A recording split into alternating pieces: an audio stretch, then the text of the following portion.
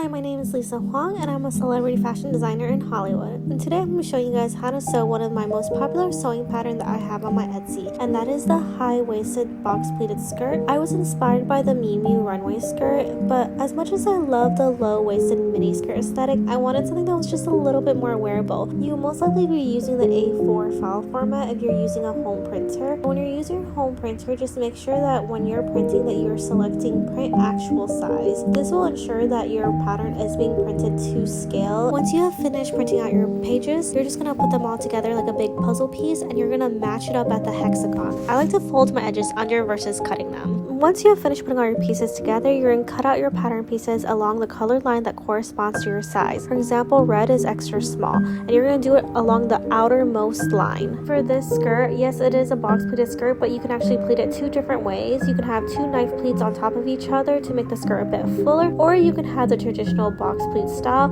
where the edges of the pleat meet together in the center.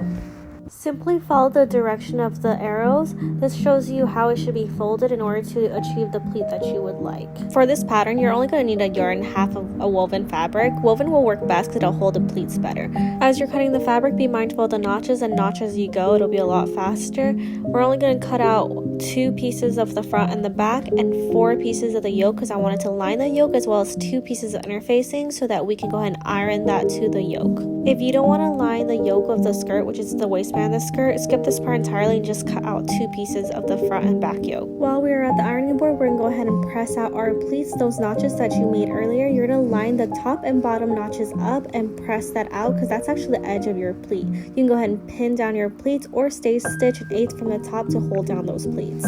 I have a love-hate relationship with my serger, so I'm going to finish the edges on the side of my skirt with a bias tape, or you guys can serge it, which would be faster. You're going to do this for all the side seams.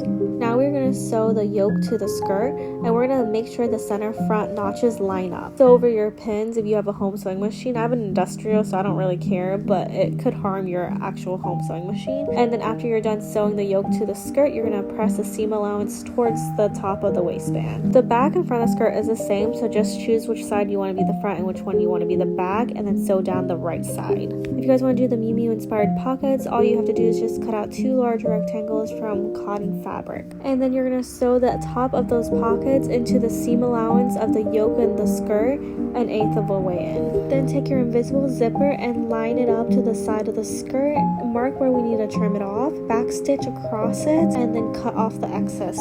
Take your second white rectangle and fold it in half, and we're just going to line up that folded edge with the open side seam. Because what we're going to do is line up the zipper and then notch the white pocket with where the zipper is going to end. Then you're going to cut along down the fold, or I ripped it because it's cotton, to where the notch is, because what we're doing is creating an opening in the pocket for the zipper. Then I pinned down the zipper to both layers. I changed my regular sewing foot to a zipper foot. Again, I'm catching both the skirt and pocket as I'm sewing down the zipper. Then before you sew down the other side of the zipper, close the zipper and notch where the waist seam is so that you can line this notch up on the other side of the skirt and the waist seams will match. Once you have sewn down the other side of the zipper, sew from the bottom of the zipper to the end of the skirt so that you're closing up that seam. Then for the pocket, we also want to finish the bottom of that zipper as well, and we're going to hide that seam towards the inside of the skirt. And now you have finished both side seams of the skirt. We're going to move on to the yoke lining. If you didn't do a yoke lining, you can just finish off the top of the yoke by doing a rolled over hem. But if you are going to line it, sew the lining pieces together and then press out that seam. Take your lining yoke and match it up to your facing yoke at the side seam and sew along that fold. It's about like 3/4 of the way down. Once you've finished sewing it all the way across, you're going to push the seam allowance towards the lining of the yoke, and then you're going to top stitch the seam allowance down.